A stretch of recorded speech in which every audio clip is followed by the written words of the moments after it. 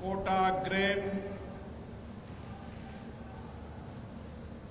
Seed merchant association, जो भामाशाह मंडी के रूप में जानी जाती है, जैसा नाम है वैसे ही भामाशाह की तरह ये मंडी इस कोटा और हाड़ौती की जनता की सेवा करने का काम करती है।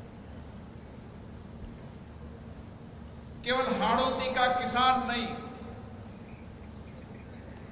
चाहे मध्य प्रदेश का किसान हो,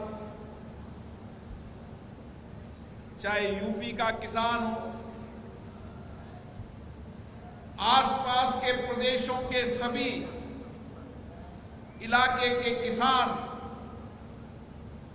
इस मंडी में अपने उत्पादन को लाते हैं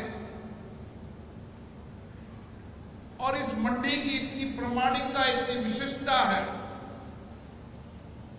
कि इतने सालों बाद भी यहां किसी किसान का पैसा नहीं डूबा, व्यापारी का पैसा डूब जाए, लेकिन इस एसोसिएशन की ऐसी प्रमाणिकता है कि हम किसान के पैसे को चाहे एसोसिएशन से देना पड़े, लेकिन किसान के पैसे को नहीं डूबने देंगे। ये इस मंडी की प्रमाणिकता है। और इसीलिए जब जनसेवा का सवाल आता है तो मैं यहां के अध्यक्ष जी को धन्यवाद देता हूं, जिनको लगातार 10 साल तक लोकतांत्रिक तरीके से चुनाव के अंदर यहां के व्यापारियों का आशीर्वाद मिला। इन्होंने भी चाहे किसान हो, व्यापारी हो, मुनीम हो, हमाल हो, चाहे छोटे काम करने वाले कर्मचारी हो, सबकी चिंता करी, संवेदना के साथ चिंता करी कि भामाशाह मंडी की जैसा नाम है वैसे प्रतिष्ठा बनी रहे। कोई गरीब के अभाव हो, कोई इलाज के लिए पैसा नहीं हो, पैर में चप्पल नहीं हो, ठंड में ठिठुरता हो, हर व्यक्ति की सेवा करने का काम यहां के सभी व्यापारियों ने किया। मैं उन सभी व्यापारियों को बहुत बहुत साधुवाद देता हूं, नमन करता हूं। साथियों, ये समय हमारे आस्था विश्वास का समय है। ये समय श्रावण मास है, शिव की आराधना करने का समय है। और शिव की आराधना करना है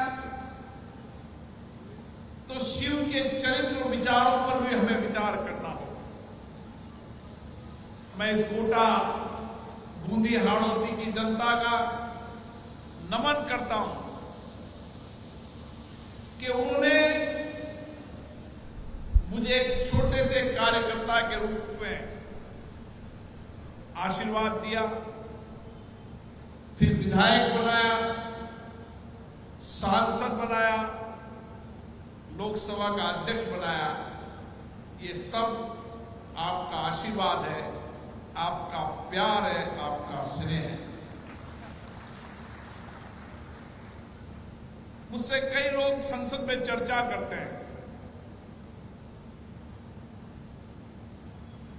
कि आपको जब भी समय मिलता आप कोटा की तरफ क्यों जाते हो।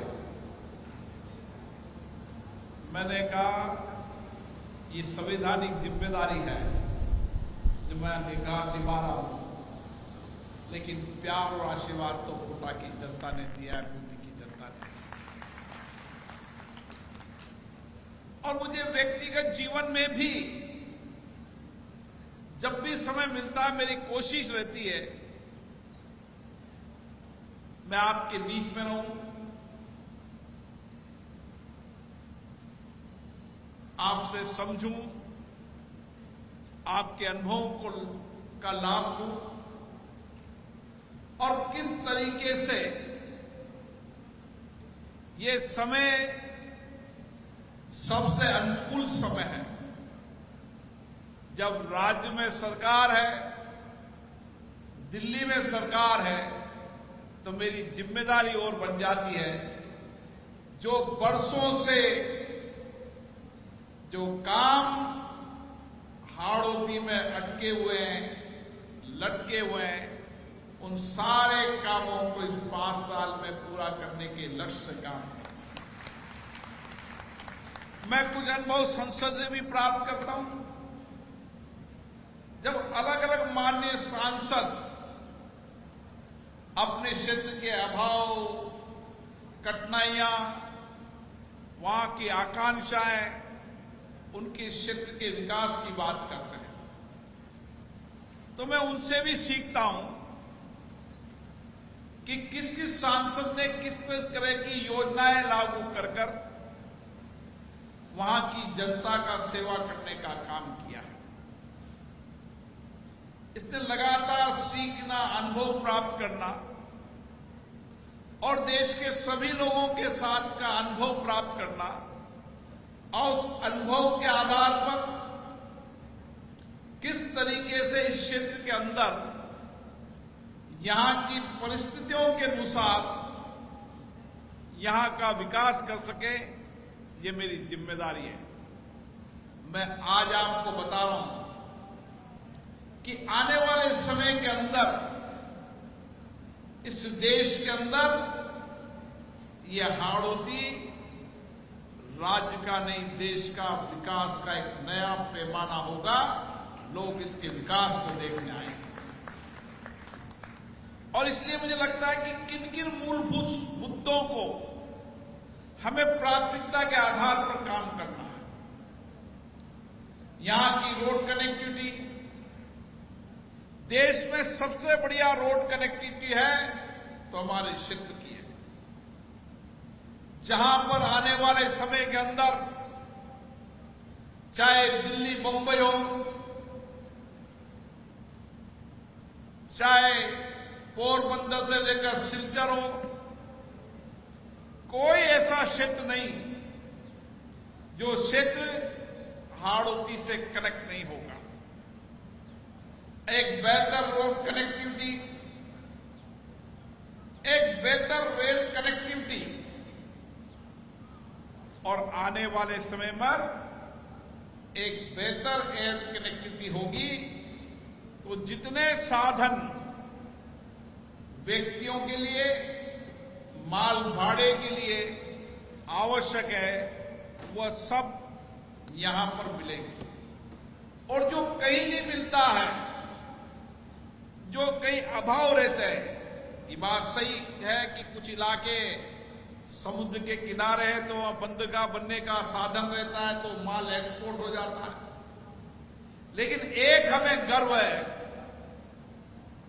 कि चंबल नदी हमारे यहां पर है, काली सिंध हमारे यहां पर है, पार्वती नदी हमारी है और इसीलिए जितना पानी उपलब्धता हाड़ौती में है, देश में उतनी उपलब्धता कहीं नहीं है।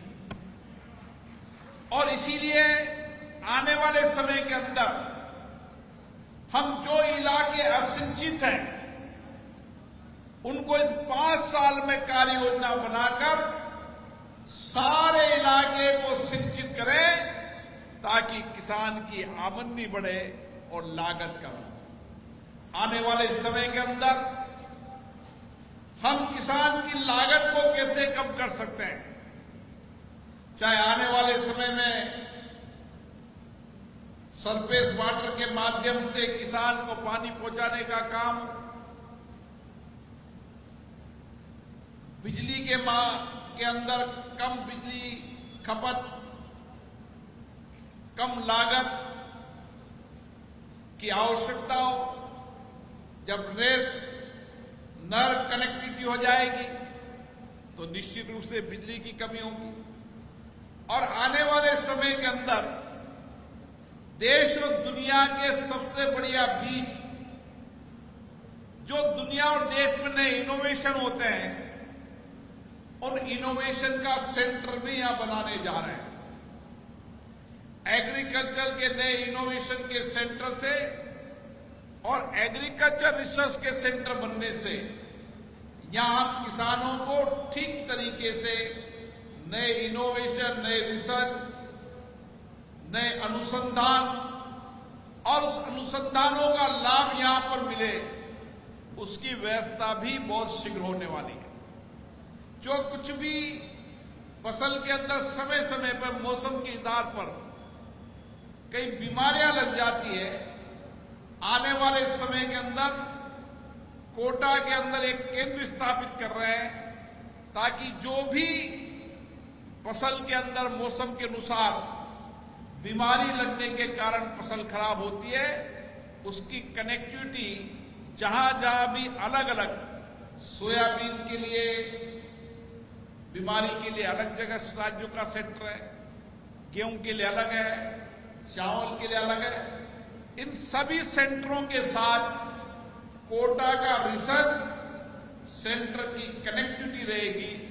जब कभी बीमारी होगी तो यहां के वैज्ञानिक उन अनुसंधानों केंद्रों से संपर्क में रहेंगे और तुरंत बीमारी का इलाज करने का काम करेंगे।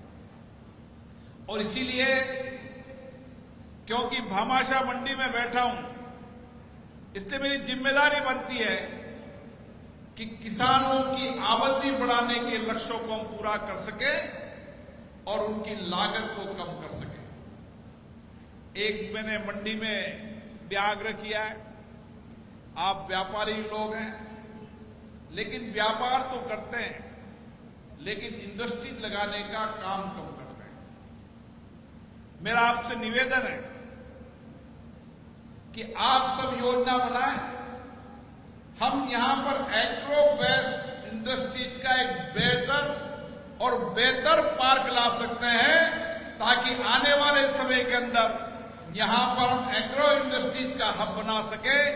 बूंदी के अंदर ये हब बनने लगा है, कोटा बूंदी को कनेक्ट कर एग्रीकल्चर बेस्ड इंडस्ट्रीज का बेहतर हब बना सके ताकि किसानों को उनकी उपज का ठीक मूल्य मिल सके। और इसी तरीके से सब्जी प्रोसेसिंग प्लांट भी लगा दें ताकि आने वाले समय में दिल्ली और बॉम्बे की कनेक्टिविटी होने से किसान को सब्जी के अंदर भी उनकी आमदनी को ठीक मिलने का काम होगा। और इसीलिए आप निश्चित मानिए, कुछ मुद्दे यहां के हैं, उन मुद्दों पर मैं लगातार चर्चा कर रहा हूं। मैं संसद के अंदर जब भी संसद की कार्रवाई चलती है, मेरा एक ही काम रहता है कि देश में जो कुछ भी बदलाव हुआ है और जो बदलाव से आर्थिक सामाजिक परिवर्तन हुए हैं, उसको मैं कैसे हाड़ौती के अंदर ला सकूं, इसके लिए लगातार मैं हर विभाग के अधिकारियों से, हर विभाग के मंत्रियों से चर्चा करता रहता हूं, उनसे पूछता रहता हूं कौन सी योजना है जिस योजना से हम गरीब के जीवन को बदल सकते हैं, कौन सी योजना है जिससे हम किसान की जिंदगी को बदल सकते हैं, कौन सी योजना है कि हम नौजवानों को रोजगार देने का काम कर सकते हैं। कल जब विदेश मंत्री मेरे पास आए थे तो मैंने विदेश मंत्री जी से कहा कि मैं रसिया गया, जापान के स्पीकर मुझसे मिले, पिछली बार मैं गया था जब फ्रांस के स्पीकर मुझसे मिले थे। दुनिया के अंदर आज भारत के नौजवानों की सबसे बड़ी मांग है। जापान के स्पीकर मुझे कहने लगे हम 50,000 से ज्यादा लोगों को रोजगार जापान में दे सकते हैं और हमारी इंडस्ट्रीज है जहां पर यहां भी रोजगार दे सकते हैं। लेकिन सवाल मैंने कहा कि इसकी समस्या क्या है। जब मैं रसिया गया तो वहां भी कहा कि यहां मैन पावर की जरूरत है। आज दुनिया के अंदर कई देश जो विकसित देश दिख रहे हैं, वहां नौजवानों की संख्या घटती जा रही है, बुजुर्गों की संख्या बढ़ रही है, नौजवानों की संख्या घटती जा रही है। एक समय था जब हम कहते थे कि हमारे नौजवान बेरोजगार होंगे, आप वक्त का इंतजार करो। मोदी जी के शासन में इस 20 साल के अंदर भारत के अंदर बेरोजगारी कम करने का सबसे बड़ा काम होगा तो भारत के अंदर होगा, और इस दिशा के अंदर काम चल रहा है। और इसलिए मैंने उनसे कहा कि यहां पर अलग अलग भाषा के लैंग्वेज सीखने के केंद्र खोले जाए, ताकि कोई नौजवान रशियन भाषा सीखे, जापान की भाषा सीखे, क्योंकि भाषा नौजवान को रोजगार देने में सबसे सहायक होगी। और मुझे खुशी है कि मुझे विदेश मंत्री जी ने आश्वस्त किया है कि बहुत जल्दी यहां अलग अलग लैंग्वेज के यहां ट्रेनिंग और प्रशिक्षण केंद्र खोलेंगे, ताकि हम लोगों को रोजगार दे सकें। साथियों, क्योंकि मैं देखता हूं,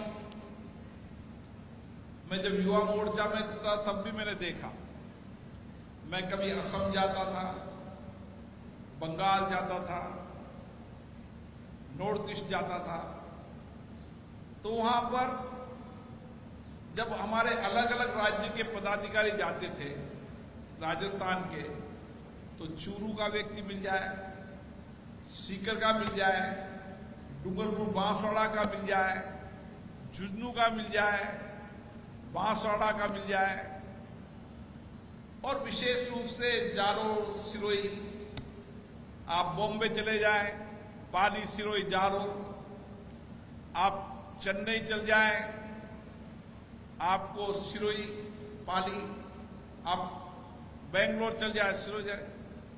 मैं देखता था कि वहां राजस्थान का कोई व्यक्ति मुझे मिलता नहीं था। बॉम्बे में थोड़े बहुत मिलते थे, चार्टर्ड अकाउंटेंट मिलते। मेरे मन में एक बात आती थी कि सब जगह के लोग यहां पर बड़ी संख्या में काम करते हैं, हाड़ौती का व्यक्ति क्यों नहीं करता? तो पता चला कि वहां सब इलाके के अंदर सूखा था, 2 रोटी का इंतजाम भी नहीं था, हाड़ौती में हमेशा पानी रहा, 2 टाइम की रोटी का इंतजार था, इसलिए लोगों ने पलायन करके काम पर नहीं गए। लेकिन अगर हमें हाड़ौती को आगे बढ़ाना है तो देश भी देखना पड़ेगा, दुनिया भी देखनी पड़ेगी। जब देश और दुनिया में हमारे लोग जाएंगे तो और लोगों को भी लेके जाएंगे, ताकि हाड़ौती के नौजवान का भी विकास होगा और रोजगार के नए अवसर भी मिलेंगे। और इसीलिए आपने जो प्यार दिया है, स्नेह दिया है, आशीर्वाद दिया है, आप निश्चित माने आपके जो प्यार स्नेह आशीर्वाद को मेरी हमेशा सामर्थ्य शक्ति रहती है। मेरी कोशिश रहती है कि इस बार मैं इस हाड़ौती के लिए जो संभव हो सकता है, जो सारी कठिनाइयां हैं, जो मुद्दे हैं, उनके समाधान को कर सके। कुछ मुद्दे हमारे अध्यक्ष महोदय ने उठाए। विशेष रूप से मैं देखता हूं कि जब भामाशाह मंडी के अंदर, जब कोटा, बूंदी, हाड़ौती का बहुत इलाके से किसान यहां पर आते हैं तो उनको बहुत परेशानियां होती हैं। मंडी का विस्तार यहाँ की बहुत पुरानी मांग है, किसानों की भी मांग है, मजदूर की भी मांग है, हमाल की मांग है, व्यापारी की मांग है। आप निश्चित मानिए मंडी के विस्तार के लिए हर संभव प्रयास जारी है और निश्चित रूप से सफलता मिलेगी। और एशिया की सबसे बड़ी मंडी अभी भी है, लेकिन दुनिया की सबसे बड़ी मंडी भामाशाह मंडी होगी, यह हमारा लक्ष्य है और हम यहां बेहतर कर पाएंगे।